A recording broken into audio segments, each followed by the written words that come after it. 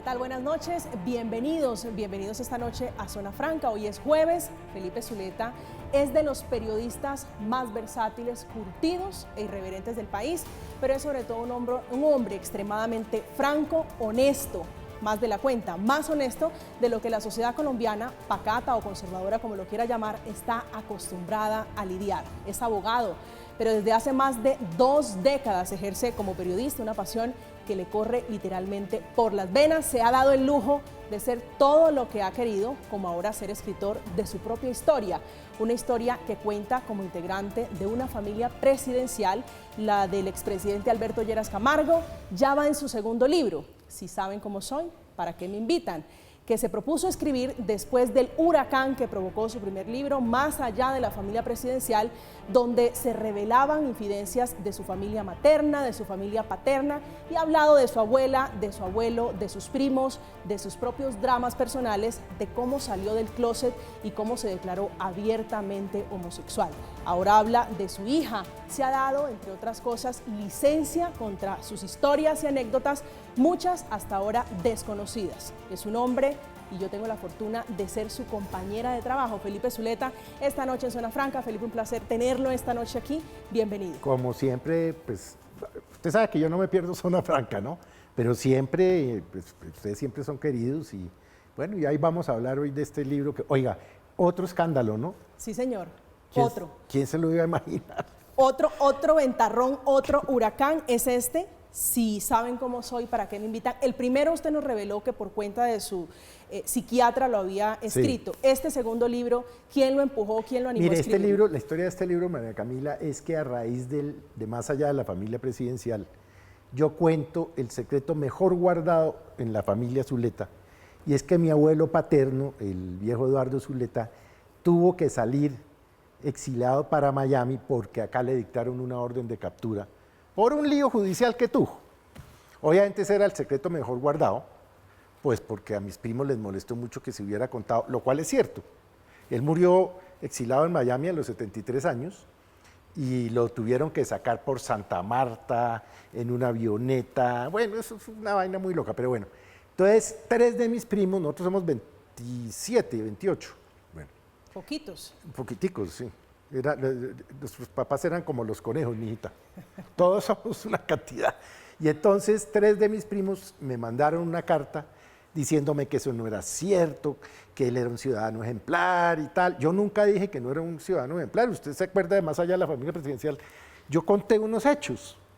Pasó esto, pasó esto, pasó esto. Claro, fue un viejo importante, presidente de la Corte Suprema de Justicia. Pero usted rompió algo que era sagrado. Pues es que era el secreto mejor guardado de la familia, era que el papá Eduardo, como le decíamos, pues murió escapándose de una orden de captura después de haber sido ministro, embajador, presidente de la Corte Suprema de Justicia y tal. Bueno, entonces me mandaron una carta que yo no contesté, por supuesto, en la que me decían que falta de lealtad y tal. Y yo ese día leí la carta y dije, dije, si saben cómo soy, ¿para qué me invitan? O sea, si a mí no me mandan la carta, pues a mí no se me ocurre escribir el segundo libro.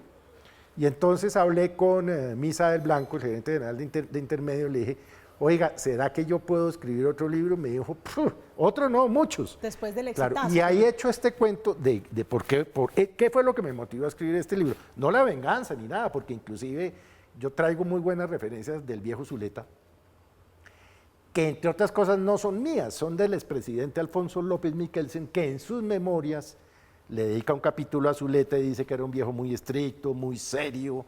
Inclusive Alfonso López Michelsen cuenta que fue el escribiente de Zuleta en la Corte Suprema de Justicia.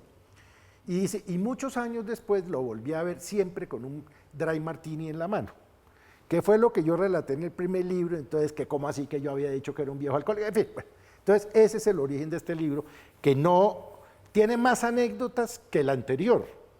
O sea, usted dice aquí, Felipe, que esto provocó un sismo familiar, pero dice que no contestó la carta. No. ¿Cómo sobrevive uno a ese sismo familiar? No, es que yo cuenta de un libro y se atreve a escribir otro. No, pues porque es que yo no tengo relación muy cercana con mis primos. O sea, somos muchos. Y la verdad es que uno no los ve nunca. Yo nunca los veo, por ahí me los encuentro en un entierro. Yo ya no voy a entierro, entonces ya no me los encuentro. En estos días me encontré con una de las primas en un consultorio médico y tal. Pero entonces, este último libro los tiene más ¿Y mortificados. los saludaron en ese consultorio? No, sí. Hombre, son familias civilizadas. No son... Familias modernas, ya vamos a hablar de ese civilizadas. Es decir, puede que no estén de acuerdo con uno, pero pues todos son bien educados, yo soy bien educado. Pues, ¿qué hubo, primo? ¿Qué hubo, prima? ¿No? Tal. Pero de resto, tengo entendido, porque es que yo tengo, en ese grupo hay 3 primos con los que yo hablo seguido, que se mueren de la risa de los otros primos. Entonces le dicen, no, es que fulanito, para no mencionar el nombre, ese es un culazo, ese no hay que pararlo. Entonces, ellos son los que me cuentan que por cuenta de este libro, otro sismo. Usted cuenta en ese libro, entre otras tantas, lo leí, que no le gustan los entierros, que no le gustan los matrimonios. No, mire, yo el último entierro que fui fue al de mi amigo Germán Jaramillo, a quien le decíamos el Gordo, que ahí traigo unos cuentos del Gordo. Y déjenme, le hago un paréntesis. Cuando Germán se murió, su esposa Claudia, ellos no tuvieron hijos, digamos, yo fui como una especie de hijo, me dijo que le ayudara con todo. Entonces yo me encargué de que lo cremaran rápido, con palanca y tal, y recogimos mandé recoger por la tarde las cenizas y ya. Y entonces Claudia me dijo, oiga, Pipe, yo no puedo dormir aquí con el Gordo, con esas cenizas, ¿por qué no se lo lleva para su casa? Entonces yo le dije, bueno, pues yo me lo llevo. Pues yo me llevo al Gordo. Me dijo, pero le voy a pedir un favor, le dije, diga nomás, no lo vaya a dejar en el baúl de su camioneta. No, o sea, suba al Gordo a su apartamento, no lo vaya a dejar en el garaje. Y yo, cumpliendo la promesa, me subí al Gordo, en su caja. En su caja, bueno. Y el Gordo me había dejado una cantidad de botellas de ginebra. Yo no tomo ginebra, usted sabe, pero él sí tomaba mucha ginebra y a veces yo me tomaba mis ginebritas con el Gordo y entonces lo puse en el mesón de la cocina donde yo hago todo, usted sabe. Yo ahí leo periódicos, veo televisión, veo videos, todo. Bueno, y entonces puse la canción esa de las 2 velas, o sea, de los amigos que me gustan, la gente que me gusta. Esa, porque él vivió muchos años en España y puse esa canción y me volteo y le digo, oiga, Gordo, echémonos una ginebra, échese la última, hermano. Bueno, entonces, esto es un cuento de loco. Y entonces serví un par de ginebras berracas con una buena tónica, con eneldo y tal. Obviamente yo me tomé la mía y el Gordo pues no se iba a tomar la de él, porque sí se estaba muerto. Y entonces me tomé 2 ginebras mías y 2 del Gordo. Me pegué un perro, no en el berraco. Y al ¿Por otro cuenta del Gordo? Por cuenta del Gordo, sí, todo, la ginebra del Gordo, la música del Gordo. Bueno. Al otro día yo tenía que estar a las 9 de la mañana con las cenizas para entregárselas a una sobrina de Claudia, la esposa de Gordo. Y llegué con un guayabo, a mí me temblaba la mano, yo no sé si por el guayabo o por el muerto o por qué. Y esa es una anécdota, pues, digamos, entretenida. Y por eso yo no volví a entierros, para retomar la pregunta que usted me hizo. Porque normalmente uno al que conoce es al muerto. ¿Y el muerto es el amigo de uno? Claro, mi amigo Gabriel de Vega murió hace también ya unos años de una leucemia tremenda, pero tremenda. Bueno, la familia y los amigos cercanos le hicieron una misa a la que Gabriel no hubiera ido, porque Gabriel era agnóstico, él no creía en nada. Bueno, yo no fui a la misa. Pues porque sí, a ver. Pero me quiero detener, Felipe, en esa anécdota de sentarse con las cenizas de su amigo, echar ginebra.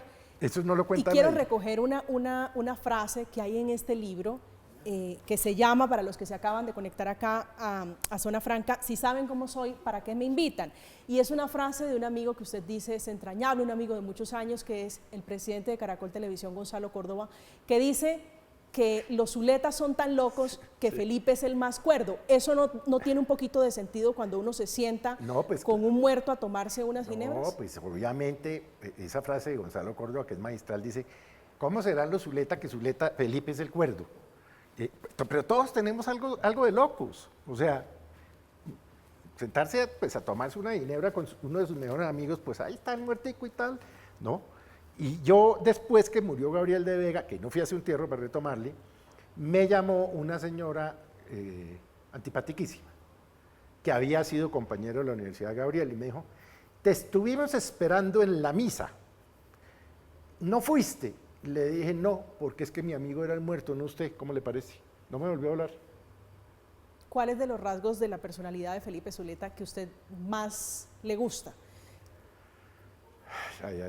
Tal vez porque soy frentero. ¿Y eso le trae muchos problemas? Me traía, ya no. Me trajo muchos problemas de joven cuando tenía, por ejemplo, cargos públicos en Inravisión y en algún momento porque decían que es que la gente confunde temperamento, tener temperamento con conflictivo. Pero eso siempre fue así, el Felipe Zuleta versátil, radical, directo, ¿siempre ha sido así o eso lo traen los años? No, eso lo traen más los años, no, yo era bastante retraído, bastante tímido, bastante retraído y bastante antipático. Yo no sé por qué la gente dice es que ese tipo es queridísimo. No, yo soy antipatiquísimo. O sea, yo manejo temas como, por ejemplo, que me dicen, llego, no voy ya a nada, a usted le consta, pues, ¿cuántas veces? No va a almuerzos. No, yo muy poco, voy muy poco a almuerzos, muy poco a comidas, porque me aburro, yo me aburro mucho. Y entonces, si se toma usted 3 tragos, dicen que es que uno ya se alcoholizó, ¿no? Entonces, el bla, bla, bla y la vaina. Pero entonces le preguntan a uno, no entiendo por qué, le dicen, oiga, ¿qué opina de tal cosa? Yo creo que a usted le debe pasar lo mismo, que la gente cree que los periodistas sabemos todo, sí, más allá de lo normal. Entonces, en un almuerzo hace ya varios meses alguien me dijo, ¿usted qué opina de no sé qué? Le dije, me va a pagar por opinar, porque a mí me pagan una fortuna en Blue Radio por opinar. Si me va a pagar, opino, y si no, no le voy a contestar, hermano. A estas alturas, ser tan franco, ser tan cortante en muchas oportunidades, ¿qué tanto le ha pesado o qué tantas amistades ha perdido? No, ninguna. O sea, no que yo tenga claro. Bueno, yo tampoco soy tan amiguero, usted sabe, yo pues tengo mis amigos del colegio, de la universidad, muy pocos, digamos que he ido como recogiendo en la vida. Yo no soy tan amiguero y más bien soy bastante huraño. Yo me enconcho y yo puedo durar días sin salir de mi casa, pero días, ¿no? Entre otras cosas porque Bogotá está hecho una mierda. Es la peor época de la ciudad desde que yo tengo memoria hace 63 años. Entonces, a mí me aburre. Entonces, ese soy yo. Ahora, tengo una vaina que es mi ventaja y mi desventaja, la memoria. Usted, Felipe, es conocido, se lo decía al comienzo, como un periodista intelectual, respetado, pero lo veíamos escribiendo columnas de opinión en El Espectador. Más enfocado hacia el periodismo, pero se decidió aventurarse a escribir libros, su propia historia, la historia de su familia. ¿Cómo se siente en esas aguas escribiendo su propia historia? No, mire, eso es entretenido porque primero ejercita usted la memoria. Usted tiene que acordarse de cosas puntuales de pequeño, digamos, de niño. Como por ejemplo, el día que yo hice la primera comunión, el 21 de junio del 68, estábamos en calzoncillos con mi hermano Diego fumando y mi mamá entró al cuarto y nos pegó una vaciada a la berraca, pero entonces se acuerda uno de esas vainas. Entonces mi memoria es mi amigo y mi amiga y mi enemiga, porque también me acuerdo de las mierdadas que me han hecho. Me acuerdo de lo bueno, pero también me acuerdo de lo malo y eso es jodido. Pero a mi edad, María Camila, ya uno trata de no cazar peleas innecesarias. O sea, ¿para qué va a pelear uno más? Yo llevo ya jodiendo, no sé, 40 años, de los cuales 30 han sido de periodista. 62 y cuento de que desde los 7 fue terrible. Tremendo, yo de chiquito era taimao. Esa anécdota suya en la primera comunión, ¿los encontraron fumando? ¿Fue? Sí, nos encontraron fumando, pero mi papá y mi mamá no nos podían prohibir porque ambos fumaban. O sea, no tenían autoridad. No tenían ninguna autoridad. Obviamente, ¿de dónde sacábamos los cigarrillos? Pues de ellos, porque ¿de dónde más los íbamos a sacar? Y no, pues un día mi papá, furioso, mi hermano y yo salimos al colegio y no se nos ocurrió nada distinto sino sentarnos en el andén a fumar. Por esas cosas de la vida, mi papá nunca madrugó y pasó por ahí y en la noche nos pegó una vaciada, carajo, ustedes son unos imbéciles. Mi hermano y yo pues éramos chiquiticos. Y entonces yo le dije, ¿por qué? Y me dijo, porque si van a fumar no se sienten en el andén poniendo las patas en la calle porque los va a coger es una buceta. Fumen pero arriba, ¿no? Háganlo pero adentro. Claro. Y mi mamá decía, como yo sé que no van a dejarse, fumen, pero no delante mío porque yo no quiero verlos, ustedes parecen un par de enanos de circo. Esas eran las amabilidades que mi mamá decía, ¿no?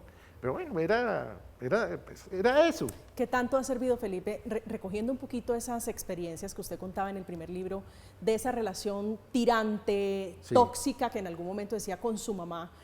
¿Qué tanto han servido estos dos libros para sanar eso? Maravilloso. Ha sido una Fíjese que entre el primer libro y el segundo, que le dedico un capítulo corto a mi mamá, hay una gran diferencia. Es un lenguaje diferente, es una aproximación diferente, porque obviamente uno con los años dice, bueno, pues que a esta señora tampoco le tocó fácil. Mi papá nos abandonó, la señora no sabía trabajar, le tocó empezar a trabajar tarde en su vida. Ella pasó de ser rica a ser pobre, tuvo 2 matrimonios de mierda, o sea, no tuvo una vida fácil, no le tocó fácil. Y entonces, obviamente, pues tenía amarguras en el alma, pero ¿quién no las tiene? Yo trato de no tenerlas, pues porque yo me aterro de verme reflejado ahí en eso. Mi mamá, usted lo sabe, María Camila, porque lo comentamos a través del primer libro, decía frases muy duras. Por ejemplo, usted es un bueno para nada. Sabe que me llamó mucho la atención lo de su matrimonio. Usted está mal casado, pero Juanita está peor. Sí, pero eso ya lo sanó, eso no, ya lo... pues ¿sabe qué? Es que al final tenía razón. Yo estaba mal casado, digamos, ¿no? Porque mi mamá no quería a Juanita, en esa parte no tenía razón, pero que Juanita estaba peor, pues sí, porque si no, pues no hubiera yo sometido a Juanita a la tortura que la sometí cuando salí del closet. Entonces, de alguna manera tenía razón, pues, pero digamos, es que ella era muy dura. Por ejemplo, mamá, me voy a graduar con honores, y entonces le decía a uno, ajá, ¿y cuál es el mérito? Esa es su responsabilidad. Si es que usted, ¿qué más? Es que su responsabilidad es graduarse con honores. Entonces, eso le va llenando a uno el alma de mierda, ¿no? Por eso yo en un momento dado dije, no le vuelva, y dejé de hablarle 10 años. Sí, nosotros estamos, Felipe, acostumbrados a su espontaneidad, y repito, a su franqueza. Creo que ambos libros recogen mucho de su esencia para quienes no lo conocen personalmente, y ha tenido esa libertad, esa licencia de decir, padezco depresión, sí, sufro esa enfermedad, que en muchos casos es vergonzante, porque se recrimina, porque se señala, porque se cuestiona. ¿Cómo ha sido el proceso de llevar eso junto a escribir? No entiende que eso es una enfermedad. Entonces a uno le dicen, María Camila, hermano, no se deprima. No, es que usted no escoge estar deprimido. Eso es una enfermedad mental, que obviamente pues tiene que ser médicamente tratada, con psiquiatra. Yo soy medicado, soy un tipo medicado, a mí no me da pena decirlo. Y cuando me quitan las medicinas por alguna razón, entro en barrena, ¿no? Pero hay que aprender a convivir con eso. O sea, usted no se debe volver una víctima de eso. Pero esa es una enfermedad jodidísima que si usted no la trata, pues acaba como acabó mi padre, suicidándose. Pero usted ya lleva, una vida a través de las letras, si se puede interpretar de esa manera, de escribir, ¿ha logrado un poquito apaciguar lo que es padecer la depresión?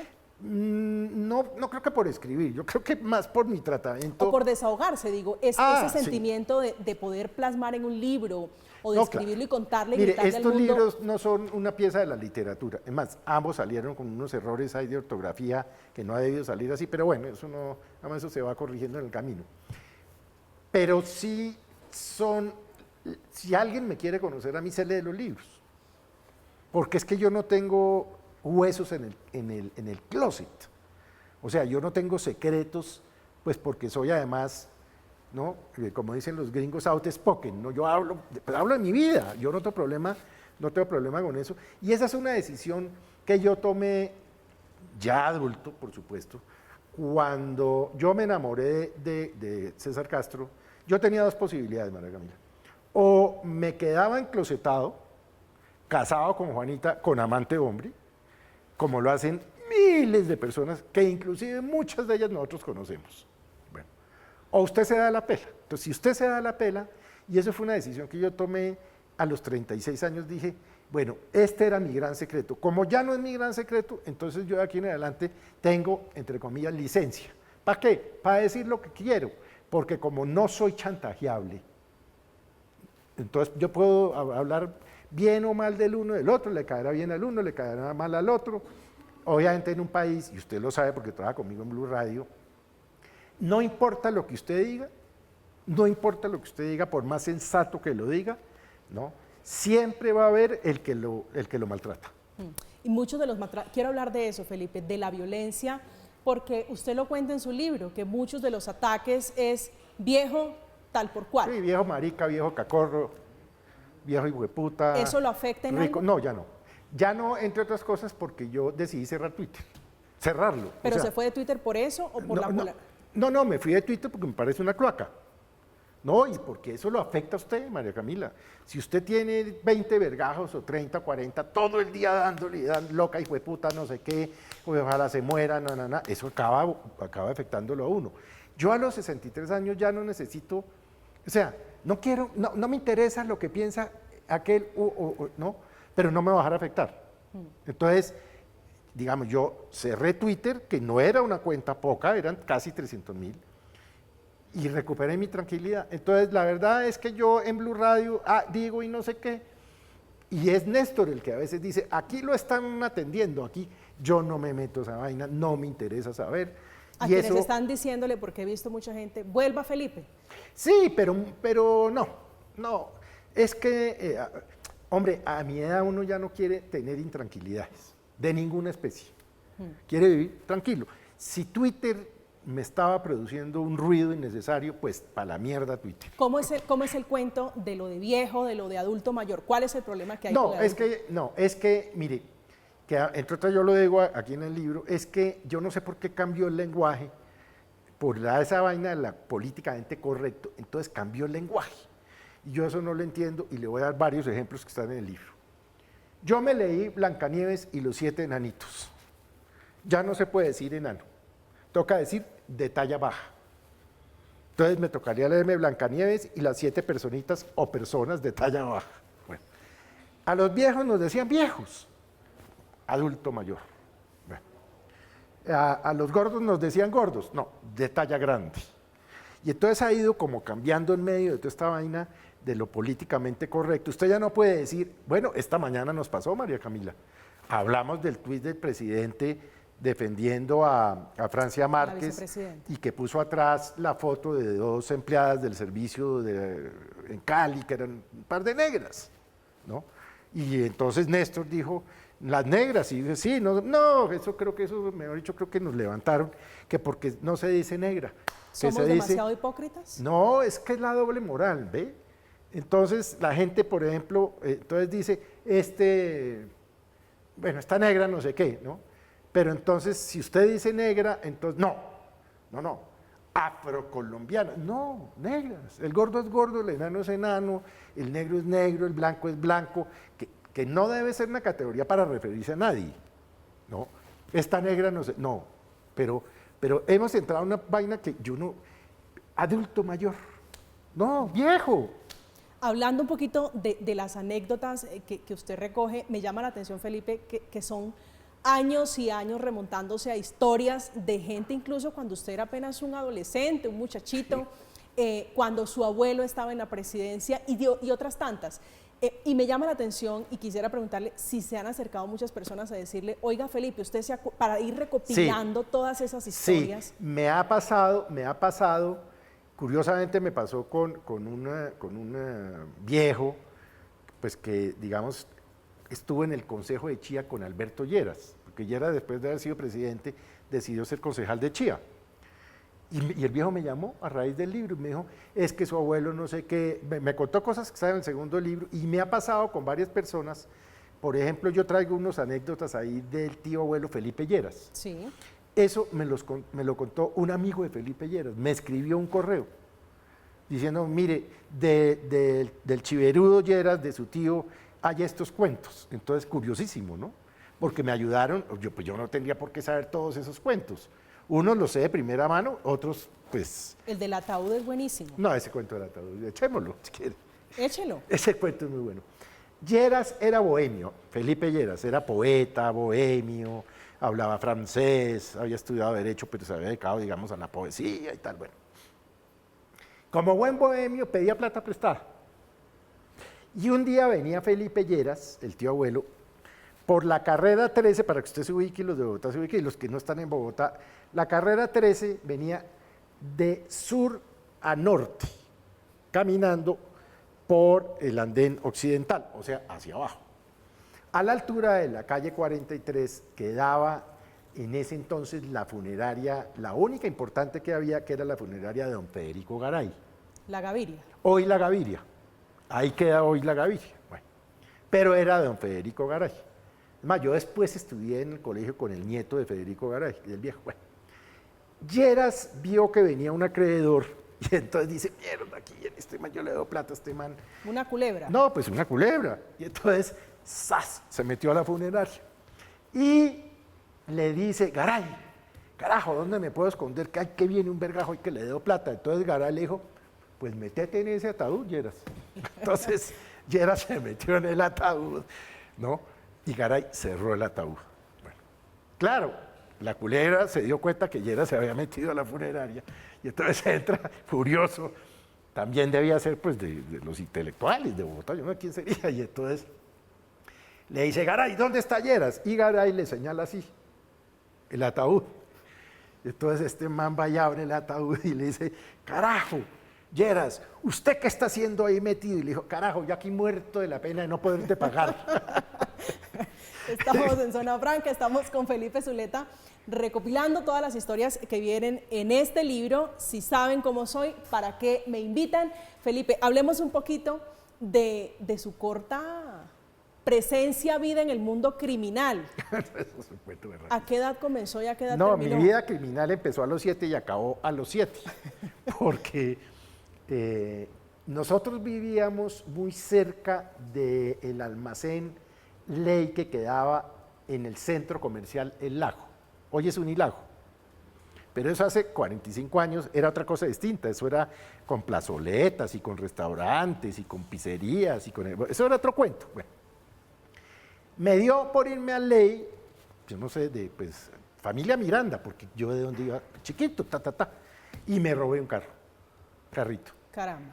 Bueno, y eso llegué con el carro aquí escondido y tal, y en una de esas yo salí, cogí. Pero fue consciente, no es el niño que No, inocentemente coge un juguete y No, se me lo lo lleva. robé.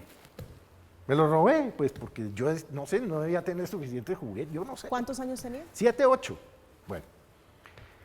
Y mi mamá me agarró jugando con el carrito nuevo y me dijo, ¿de dónde sacó la plata para comprar ese carro? Y yo dije, pues yo me imagino que yo me asusté mucho. Yo no me acuerdo qué pude haber dicho. Entonces, ¿de dónde sacó la plata? Le dije, no, me lo robé del almacén Ley. Me cogió de una oreja, literalmente me arrastró 3 cuadras, me llevó al almacén Ley, pidió hablar con el administrador y me dijo, haga el favor, devuelve lo que se robó y ofrece excusas. Eso ya, usted es abogado, Felipe, ¿eso ya prescribió? No, pues eso fue, imagínate, hace 55 años. Pero eso quedó impune. No, pues impune, porque yo ofrecí excusas y yo creo que el tipo el administrador, yo me imagino, debió decir que era tan rara esto. Bueno, Pero hoy estaría libre usted. ahí acabó Hoy. mi vida. No, ese día empezó y acabó mi vida delincuencial. Nunca más se me ocurrió volver a cometer un delito. Mire, yo no tengo ni partes de tránsito. ¿Usted puede creer? Yo he sido siempre un cumplidor, no por esto específicamente, pero de la ley. Yo no hago exceso de velocidad, no evado impuestos, no me cuelo en las filas. O sea, soy un tipo, pues, digamos, de buenas formas. Pero eso puede ser interpretado en algún momento como una picardía de un muchacho. No, pues un de niño. Adolescente también tuvo algo parecido, algo que no. usted diga, estuve a punto de entrar a una cárcel. Nunca. No, nunca, pero porque porque no, pues digamos, a mí esa vaina no, eso de delinquir no, como que no está en mi sangre. Yo no, o sea, pues, hay gente que delinque y le parece, no, yo no tengo la capacidad de cometer delitos, es que no me interesa tampoco, porque tarde o temprano lo agarran a uno. Entonces, ¿para qué delinque? ¿Para qué comete delitos? ¿Para acabar como Samuel Moreno, muerto en una cárcel? Pues no. Samuel Moreno, entre otras cosas, su amigo, una persona con la que compartía muchas anécdotas hablando de su vida a propósito de eso. Mucho, mire. Samuel Moreno Samuel Moreno nació el 11 de febrero de 1960. Yo nací el 11 de febrero de 1960. digamos eso de alguna manera cuando lo descubrimos, a pesar de ser el nieto del general, del dictador Rojas Pinilla, yo de Lleras que tumbó a Rojas. Aquí usted cuenta algo de la dictadura, cómo se escondían, cómo le huían. Pero las policarpas. Las policarpas, que eran una especie... Ya le cuento. Samuel y yo nos hicimos amigos porque Samuel estudiaba en el Rosario, yo en el Externado, pero estudiaba con Gabriel de Vega, con Magda Turbay, en el mismo curso y tal. Entonces, digamos, hicimos un grupo, que era Samuel, el uno, el otro y tal. Yo después, él se metió a la política, yo creo que yo lo vi un par de veces más y nunca más lo volví a ver.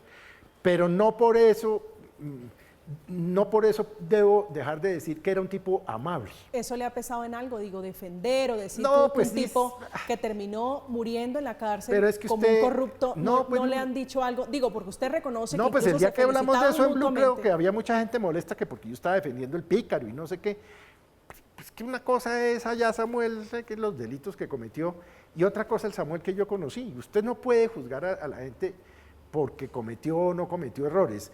Yo no conocía a Samuel Moreno delinquiendo, yo lo conocí estudiando. Además era un estudiante buenísimo, Samuel era pero pilísimo. Y siempre fue cordial, siempre fue amable, era querido, era divertido. Bueno, acabó pues como vimos que acabó. Que ese fue el final. Estamos en Zona Franca, estamos hablando de este libro que es el siguiente, la segunda versión después del éxito Más allá de la familia presidencial. Estamos con Felipe Zuleta en instantes. Vamos a seguir intentando escudriñar un poquito en estas historias. Hay una anécdota que en lo personal me llama mucho la atención, ya no las cuenta, lo de las policarpas sí, pero es lo de esa empleada doméstica, empleada del servicio que fue encontrada muerta. No lo quiero chiviar, ya vamos a hablar de ella. Estamos en Zona Franca, hacemos una pausa, ya regresamos.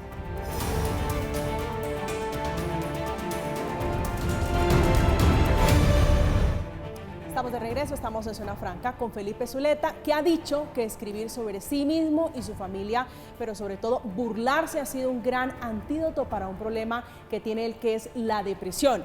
Yo creo que para burlarse de uno mismo, Felipe, hay que ser, a mi juicio, un genio, tener un sentido del humor por encima de los estándares mínimos. Ay, pero es que si no se burla uno de sus propias cagadas, pues es que yo me divierto con mis propias cosas, no crean, a mí se me ocurren perversidades y maldades y puede que no las haga, pero ¿Qué se tan me ocurren. editado está este libro? Digo, porque aquí hay mucha cosa que cualquiera diría, no lo voy a decir porque comprometo mucho a mis primos, a mis abuelos. ¿Qué tanto se retrajo o se contrajo, Felipe, para escribir este libro? Una visión, digamos, de una visión más completa de mi familia Zuleta.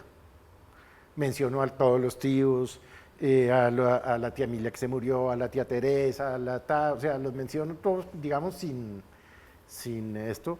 Y obviamente, pues he hecho, por ejemplo, el cuento de la Cucha. Yo no sé si ustedes...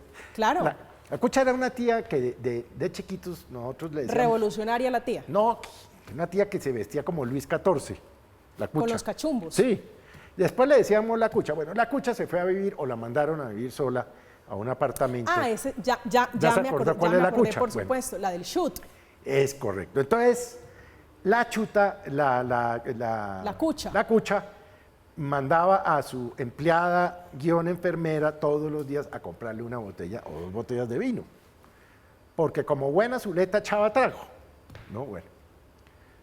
Me incluyo, ¿no? Por supuesto, bueno. Y un día la chica llamó a la tía Cristina y le dijo, señora Cristina, la señorita Margarita se desapareció. Entonces, la tía Cristina, esto me lo contó después la tía Cristina, antes de morirse. Salió volada, pues cogió su Mercedes, se fue a ese apartamento allá en la Siena, bajo la 15, entró y le dijo al portero, ¿a qué hora salió Margarita? Y el portero le dijo, no señora Cristina, la señorita Margarita está abajo en el garaje. Entonces, ¿cómo así? En el chute de basura. Pues yo oigo que está como por allá en el chute de basuras. Bueno, entonces Cristina bajó y efectivamente la Cucha estaba tomando cunchos de botellas, porque le habían prohibido... Tenía problemas con el alcohol. No, pues le habían prohibido a la enfermera que le comprara alcohol porque, según decía la tía Cristina, se tomaba sus traguitos y le daba por cascarle a la enfermera. Entonces decidieron quitarle el alcohol y cuando la tía Cristina me contó el cuento le dije, pero ¿para qué hacen esa mierdada, tía Cris? La Cucha tiene 84 años, pero es que le pega a la enfermera. Le dije, pues dígale a la enfermera que por cada golpe que le dé ustedes le dan 100,000 pesos más.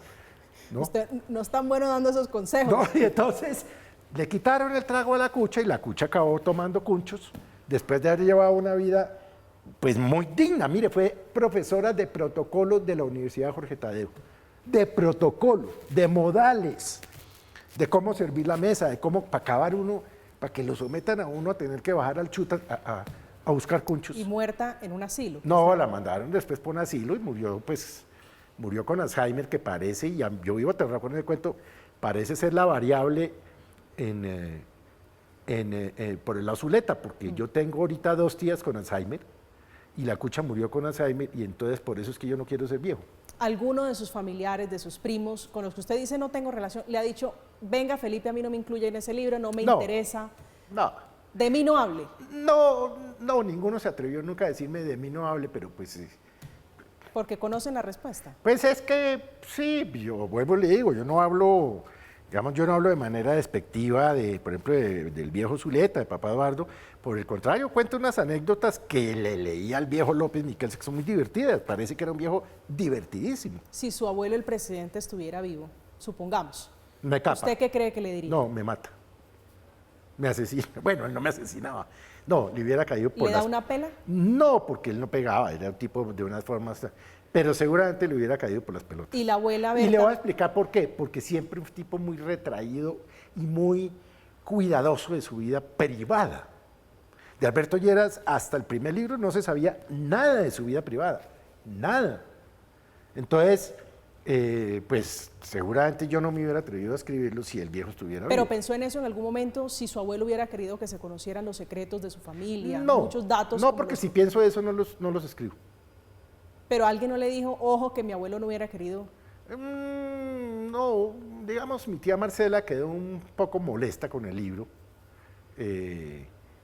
Pues por eso, porque cuento cosas que no se sabían y que eran, digamos, íntimas de la familia.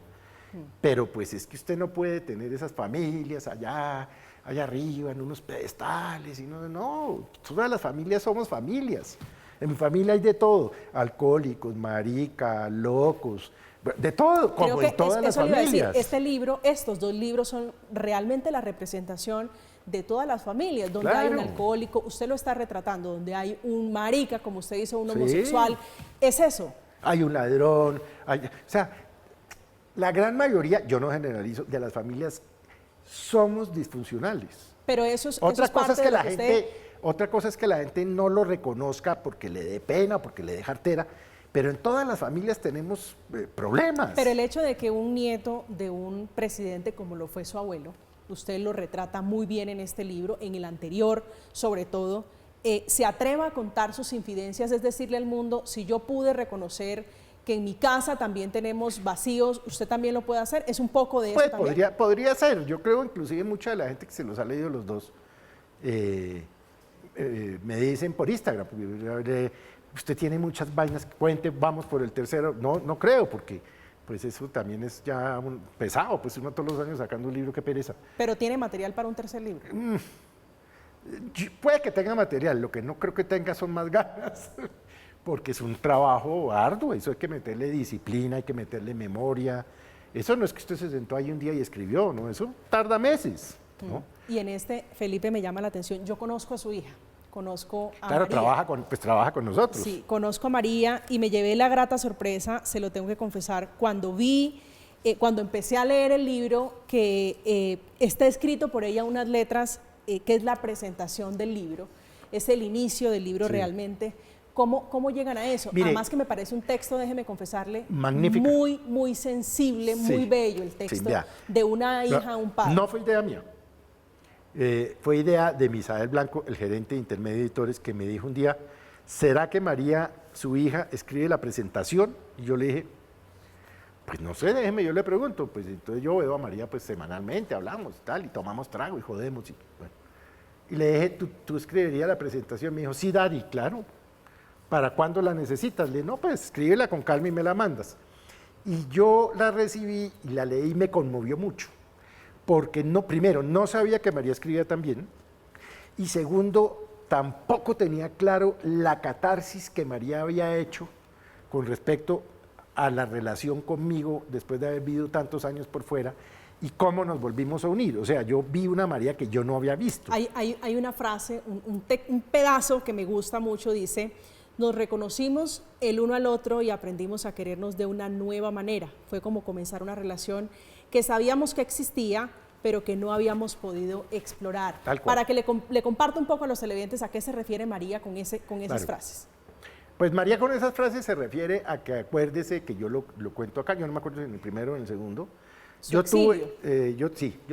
Me fui 10 años exilado por cuenta y riesgo del hijo de puta Romaña, que me puse muy contento el día que lo mataron, debo decirle.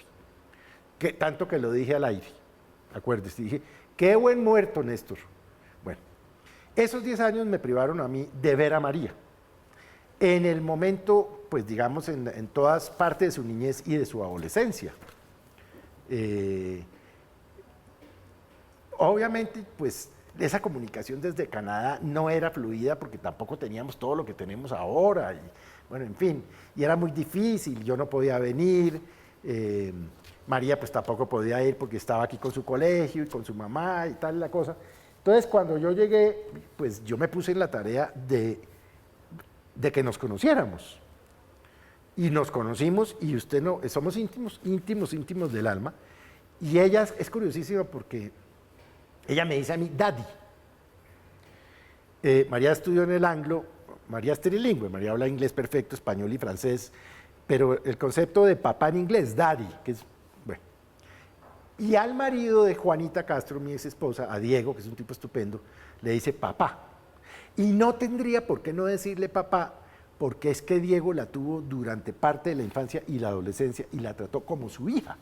Entonces, ella habla, por ejemplo, de mi papá, me dice, no, mira, es que mi papá no sé qué, a mí al principio yo decía... ¿Le echó un poquito de celos? Me impresionaba un poco, pero bueno, uno hace la catarsis. Y entonces yo un día, por joder, pero acabó siendo cierto, y un día le dije, María, pero es que tú eres una niña muy afortunada. Me dijo, ¿por qué? Le dije, porque tú tienes 2 papás y 2 mamás. Entonces se quedó como mirando, me dijo, ¿cómo así? Me dijo, pues sí, 2 papás, Juanita y tu papá, y 2 mamás, porque yo soy tu papá y tu mamá al tiempo. Entonces, como lo bautizó Dari. Dari, claro. Entonces, y porque relación, yo tengo vainas de papá y tengo vainas de mamá. Sí, y esa relación a hoy, Felipe, claro, después de una ruptura, ¿qué tan buena es? Maravillosa. Es inteligentísima, es divina, tiene todas las social skills, usted la conoce, siempre sonriente, siempre servicial, siempre está detrás que se te ofrece, qué quieres, no sé qué, la adora a todo el mundo, tiene un temperamento maravilloso y nos entendemos divinamente porque además nos morimos de la risa con todos los cuentos. Con su pareja, la relación en casa, ¿cómo es? Maravillosa. Ella le dice a mi pareja, bebé. Hola, bebé, le dice. Maravillosa. Es más, usted sabe que yo chateo muy poco y tal, ellos son los que cuadran los planes. Mira, que María, que si almorzamos no sé qué, entonces sí, dile que sí, no sé qué. Magnífica, pero magnífica relación. Y eso pues ya se fue así, porque yo a mí allá qué voy a cambiar o qué. ¿Hay algo de lo que usted diga, bueno, ya escribí estos 2 libros, tal vez recopilando uno es más reflexivo cuando uno empieza, sobre todo a escribir lo que ha sido la vida? ¿Hay algo que Felipe Zuleta corregiría, que dice, esto no debió ser tan así? No, y yo me he leído esos libros 1000 veces. Y se ríe leyendo sus propias, tragedias, porque hay mucho de tragedia, sobre todo en el primer libro con esa anécdota de su padre. Del suicidio de papá, pero no, fíjese que yo mismo me autocontrolé, o sea, aunque usted no crea, hubo muchas cosas que yo hubiera querido contar más, pero que no me atreví. ¿Se autocensuró? Sí, porque tampoco se trata de volver mierda a todo el mundo, o sea... Pero era pensando en la familia. Fundamentalmente, pero yo hubiera podido haber contado muchas más cosas de mi familia paterna, por ejemplo. Pero pues yo dije, pues tampoco, ¿para qué me meto más ahí? O de mi familia materna, que tampoco pues es una familia perfecta. No, no lo es, allí también hubo líos. Yo algo cuento en este libro, por ejemplo, cuando mi tío Alberto Lleras Puga, hermano de mi mamá, que aún vive, se casó con Matilde Díaz, que había sido la cantante de Lucho Bermúdez y a quien Alberto conoció en un cabaret. Mi abuela le dejó de hablar por lo menos 20 años. Por lo menos. Y mi abuela era muy dura, era muy cariñosa, pero muy dura. Ella se plantaba y se plantaba. Ya después con los años mi abuelo y mi tía Marcela y tal, le dijeron a la vieja, le dijeron, pues afloje un poco, pues a ver, eso ya pasó. No, pero es que Matilde era una cabaretera y Alberto, o sea, un concepto de hace 35 años. Y terminó convenciéndola su No, esposo. claro, allá acabaron yendo Alberto y Matilde. Alberto tuvo un hijo, Mario. Mi abuela al principio dijo, yo no reconozco, finalmente el chino lo reconocieron, pues mi abuela lo recibió un día, lo conoció. No, digamos, eso acabó bien, ¿no? Pero yo después me puse a averiguar cuál era el problema que tenía realmente mi abuela. Mi abuela no era moralista, no era una vieja pues de sentencias morales. Mi abuela en Chile, porque ella era chilena, tenía varias hermanas, pero la hermana mayor se llamaba María Puga. María Puga se separó y se casó por segunda vez. Si yo le digo que estamos hablando del año 1920, creo que, o sea, eso Era fue terrible. No, el escándalo. O sea, a María Puga, yo no sé cuántos años, creo que no le volvieron a hablar nunca porque era una puta. O sea, era literalmente pues la puta de la familia, o una vaina que usted mira hoy y usted se muere de risa. Y yo creo que mi abuela tenía esa vaina, ¿no? Y mi abuela era de unas sentencias no se movía pero también con los años, como nos ha pasado a todos, pues se reblandeció. Va uno cediendo con los años, yo sí creo. Ay, pero ¿para qué casa usted?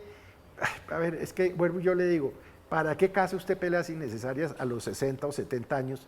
Trate de vivir, ya usted de aquí en adelante no sabe cuánto más le queda. 63 tiene, ¿cierto? Cumplí 63 la semana pasada. Y espero que haya mucho, Felipe. Personalmente, Felipe, para rato estamos con Felipe Zuleta esta noche en Zona Franca. No le gustan los entierros, no es partidario, no es amigo de los matrimonios. Ya estamos entrando a la fase final. Al regreso vamos a intentar concluir un poco sobre este libro que muy seguramente, si usted se lo lee, va a encontrar más diversidad y más picante que en el primero, que era más allá de la familia presidencial. Hacemos una pausa, en instantes regresamos en Zona Franca.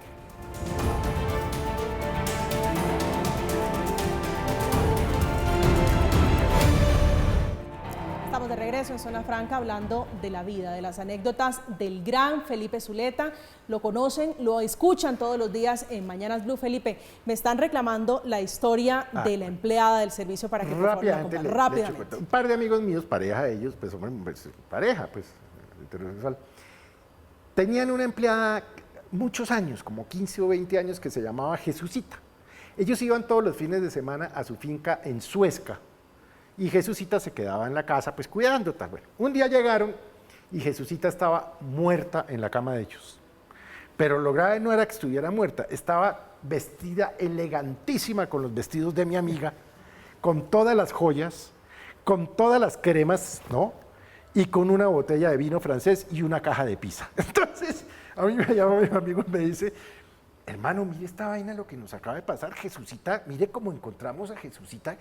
Mire esta vaina tan loca. ¿Jesucita era una mujer de cuántos años? No, pues Jesucita debía tener en ese momento ya 60 años, 58. Y un día decidió, pues, lo que debió hacer muchas veces. Entonces yo le digo a mi amigo, le digo, oiga, ¿sabe qué? Si yo hubiera sido Jesucita, hubiera hecho exactamente lo mismo. No hubiera hecho nada distinto que ponerme las joyas, echarme las cremas francesas, los zapatos Dior y las camisas no sé qué. Entonces, ese es un cuento que a mí siempre me marcó, porque pues, llegaron a la casa y ver a la empleada muerta, pero elegante, pues eso es un cuentazo.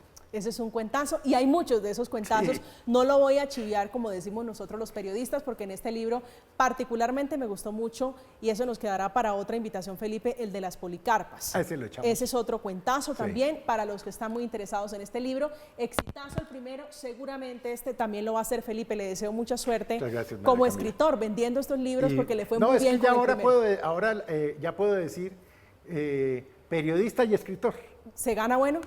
Se gana bueno. Bueno, hay que comprarlo, no, hay que seguir, bien, hay que seguir comprándolo. Una parte la mandé para una fundación, pues que era, digamos, mi compromiso, pero sí. Para mi pesar, yo sí no tengo de qué escribir, no tengo de quién hablar. No, seguro que sí. Entonces no me puedo animar por ahora, de momento, me quedan un par de añitos. Felipe, gracias por estar esta noche en Zona Franca. Camila, por invitarme. A ustedes gracias, llegamos al final con Felipe Zuleta esta noche. Este programa, por supuesto, este capítulo queda disponible para ustedes para que lo repitan, pero recomendación especial, compre el libro, léalo y seguramente se va a divertir, se va a entretener con la historia de Felipe Zuleta y su familia, la familia Lleras, la familia Zuleta. Terminamos, como siempre, gracias, que tengan una feliz noche, que descansen.